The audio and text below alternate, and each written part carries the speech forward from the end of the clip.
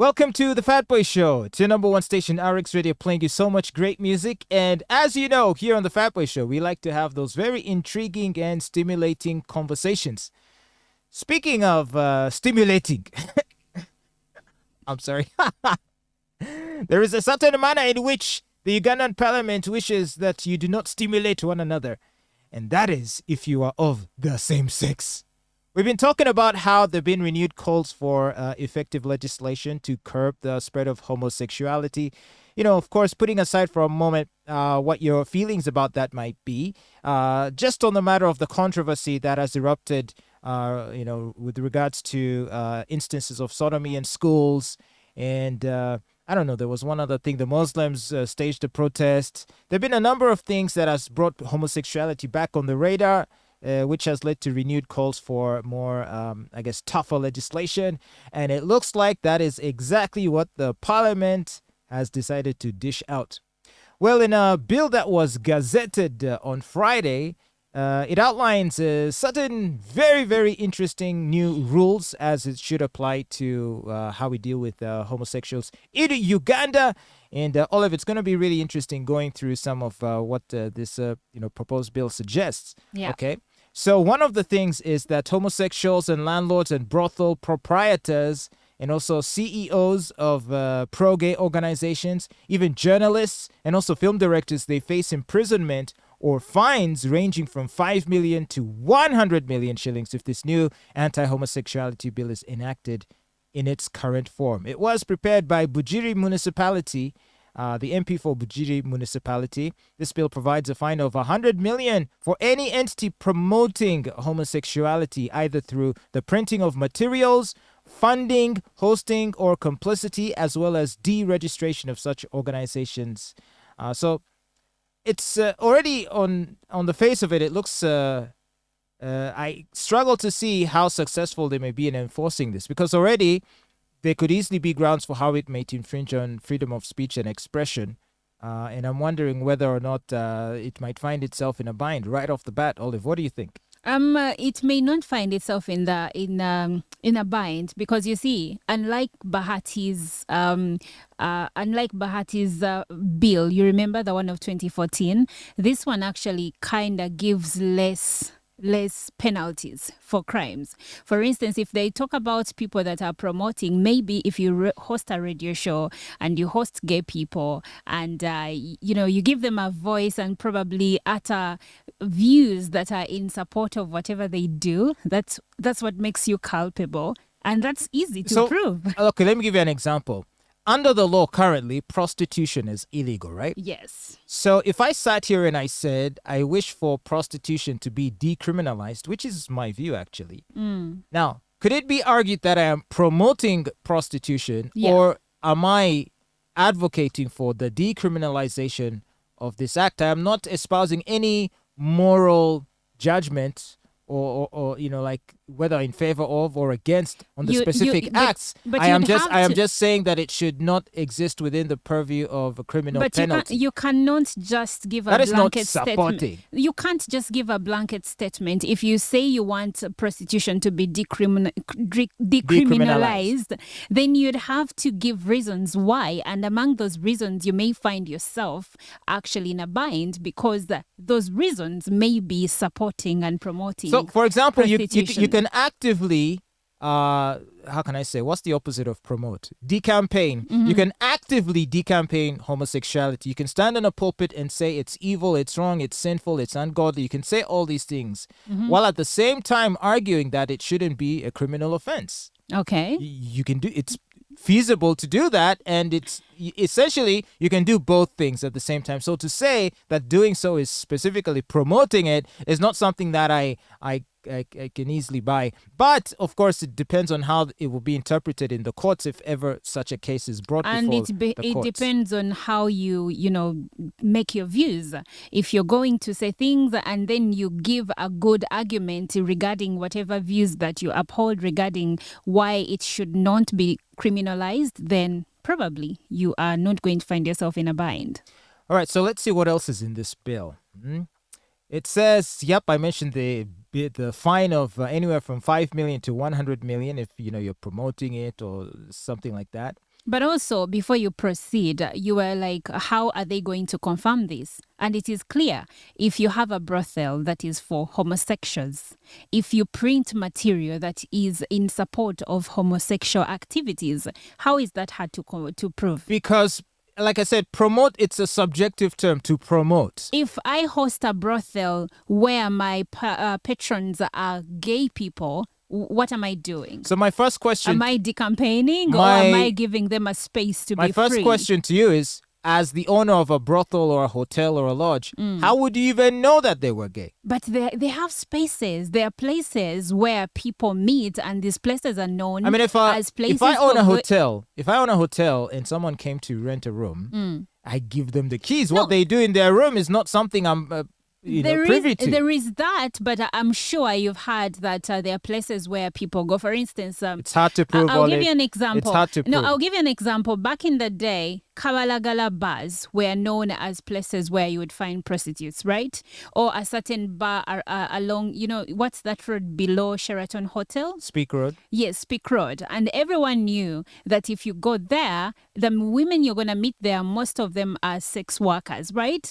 So if you say, how are you going to prove that? There are spaces where these people converge. And that's why even such venues that host sex workers, which sex work is also illegal under the law currently, you can't prosecute the hotel or the restaurant, because if you attempted to apprehend a sex worker at a bar and say, hey, you're a sex worker, she'll just say, no, I'm here having drinks. So I'm here having dinner. You find her parading outside this premise and you're like, what? She's just having dinner outside the premise. No, we know how sex workers dress. Even then. And even their character when you're inside. Because when if you're going to make an arrest, you don't just walk in and make an arrest. You do an investigation. You read the room. That is why there isn't a single prostitute in jail for prostitution. They're in jail for being idle and disorderly. Because that is the old law. No, that is the only crime they can legitimately be charged with. No, they can be charged. Because if you're standing on the roadside,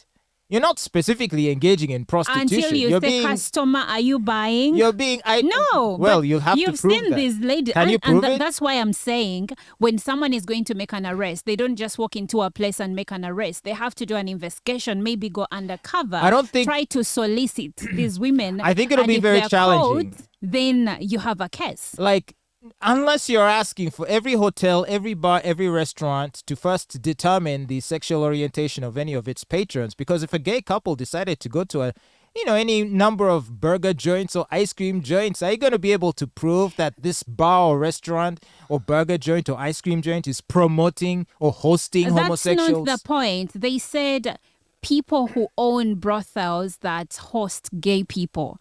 And my argument here is it's hard to prove. There are spaces where these people converge, where if I like to go to Equator at Sheraton, probably that's not where they go. Maybe they have their spaces where they feel comfortable. Now, if you own such a place, that is when you're in hot soup. And that's easy to prove. That's what I'm saying. I don't think it's easy to prove, actually. I think it is, actually. You just walk up to a customer in your restaurant and say, excuse me, you are gay. But you see, Fatboy, you say these things as if you don't know how things work. Because I'm arguing. You see, I'm arguing in terms of what can be legally defended.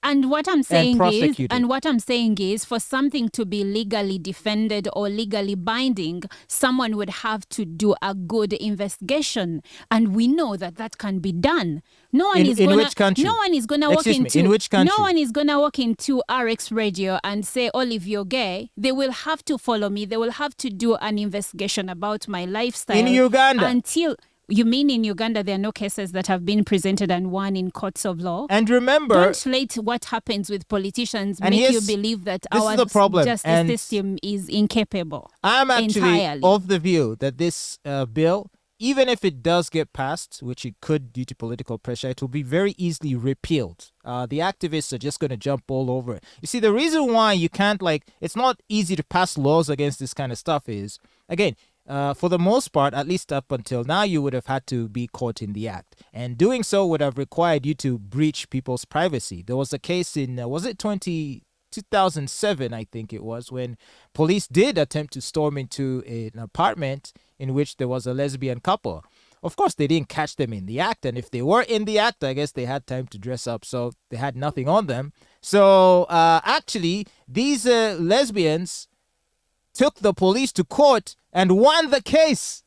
So, Do you remember that? So I remember that incident, and according to this bill, there is provision for protecting people's rights. You do not just disclose what people are doing or what you found out without the court backing you. So it says that an editor, journalist, publisher, and film director who discloses the identity of a homosexuality victim without authority of court or victim, once convicted, can be fined up to 5 million shillings. But also, the proposed law gives courts wide powers to order protection for a child deemed likely to engage in homosexuality, and also determine the amount of compensation due to a victim of homosexuality by an offender. And by the way, foreigners can be extradited back to their home countries. Or you mean deported? Because I wouldn't imagine that they would face charges back home. No. So essentially, to just kick But them if out. you have a good job down here, a good lifestyle, and you're deported, you know what happens when you're deported? Obviously, Everything you own in the country, you take nothing. All right, so it looks like they're quite serious with this, and we'll see. Obviously, the political will to push it is there. The current political temperature is very anti-LGBT. And as I mentioned before, I feel like it is partly the doing of the activists, because I think the activists have really gone overboard in really trying to turn everything gay. Like, you can't spend a minute on Facebook or on Twitter or on YouTube and not just see them putting it in your face. Oh, this new series, groundbreaking series, new gay character. And then a film need only have gay themes or a gay story or a gay actor or actress, and boom, it's showered with awards. There's a very concerted effort by Hollywood, by big tech, by social media companies. That's true. To push this stuff. And you see, it's becoming obnoxious the way they do it now. Mm-hmm. It's like they're sneering at you. Like, yeah, what are you going to do? Nothing. We're going to put it in your face. And you won't do anything about it. Yeah, we're putting it in all your kids' cartoons. We're putting it in all your movies and series. Your clothes. Everything. Yeah. And in the case of Uganda, honestly, like President Museveni recently said when he was in South Africa, no one is chasing these people. No one is even hunting them down. It is just that they want everyone to put their business in everyone's faces. And that's why there is a backlash, like here in Uganda. Because without you, extending your agenda, trying to force us to believe in something that we don't believe in it as a society, no one would be looking for you. No one would care what you do with your private life, just like no one cares about straight people and what they do and who they sleep with.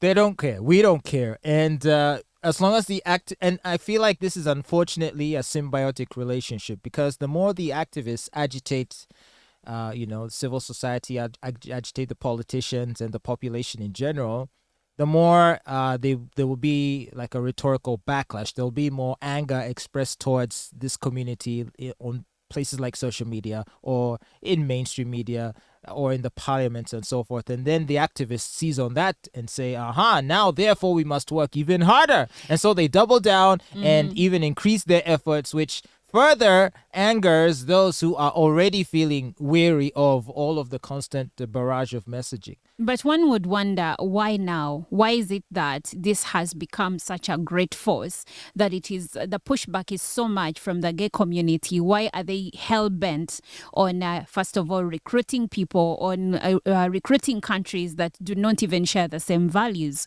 What's behind this?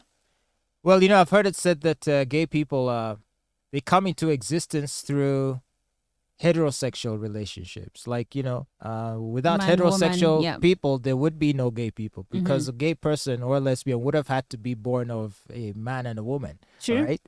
So, and also, I don't know about the whole recruitment thing. I mean, obviously, there's always sexual predators, regardless of the orientation. And if heterosexuals and heterosexual families, they feel the need to, if they feel like this is not something they'd like their children exposed to, I feel like the activists need to also respect that. Yeah. And not, for example, in America, there's a debate now about, they're called drag, what what is it, drag The queen drag story time, queens. Yes, yes. where they hire drag queens to go and read stories to students and school children. And now parents are pushing back. They don't want that. And I saw gay people and, of course, the activists saying that now you want to stop people from making an honest living. But if I don't want a drag queen to be the person that reads stories to my children, just like some families won't hire a clown, why should I be put on, why should I be put on the wall? Why should I be hung? Yeah, and this is why, and to your point about, Ugandans generally have never really cared about this because we all know a dude somewhere that likes to wear dresses. We know people like that. I remember in Wandege, there was I don't know if it was well, speaking of comedians, the Amarula family, they had a whole thing where they would dress up as girls and be goofy and silly, right? And people just laughed. But would you categorize them as drag queens because they were dressed like women and doing skits to emulate women? So you're saying it's different when you do a comedy skit versus reading books for kids?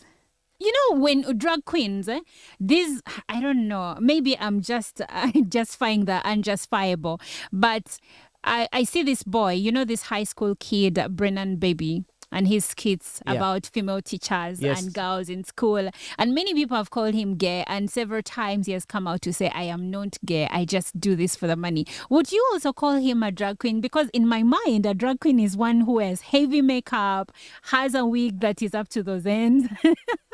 Maybe I'm confused. I don't know what I'm talking about.